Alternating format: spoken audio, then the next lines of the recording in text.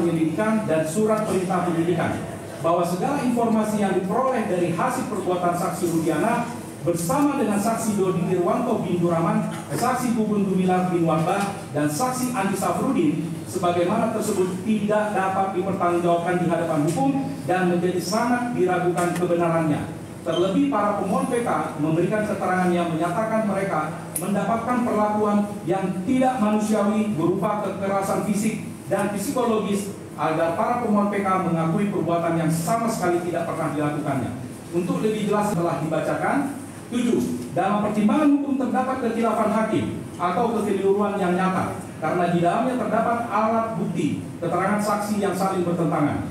Bahwa Majelis Hakim Pengadilan Tinggi Bandung junto Majelis Hakim Pengadilan Negeri Cirebon telah melakukan kekhilafan dengan tidak memeriksa persesuaian antara alat-alat bukti satu sama lainnya dan dihubungkan dengan barang bukti yang dihadirkan dalam persidangan sehingga tercipta peradilan sesat karena kesesatan fakta. Hal tersebut terlihat dari pertimbangan hukumnya halaman 106 yang menyatakan sebagai berikut.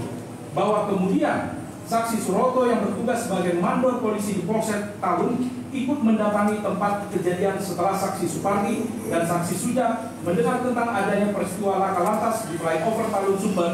Lalu saksi Suroto melihat kondisi anak korban Muhammad Rizky Rudiana terlungkup dan masih menggunakan helm, namun telah meninggal dunia dalam keadaan kepala masih mengeluarkan darah, sementara anak korban Vina ditemukan masih dalam keadaan meliti. Izin yang mulia, ada beberapa paragraf dan kalimat yang saya skip, mohon dianggap telah dibacakan.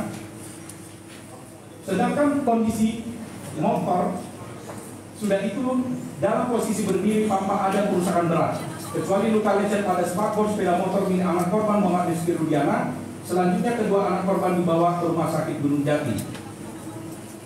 Selanjutnya saya teruskan bahwa keterangan Suroto yang menyatakan korban Vina memakai rok pendek ternyata bertentangan dengan keterangan Dr. Ida Silvia, dokter yang pertama kali memeriksa korban Vina, sebagaimana dimaksud dalam keterangannya halaman 66 yang menyatakan sebagai berikut. Bahwa korban Vina pada saat itu memakai pakaian bawahnya jeans panjang warna biru dongkar dan untuk mengobati lukanya saksi mengunting celananya tersebut. Berdasarkan keterangan saksi Dr. Ida Silvia tersebut, korban Vina menggunakan celana jeans panjang. Bahkan untuk mengobati lukanya, Dr. Ida sampai menggunting celana tersebut.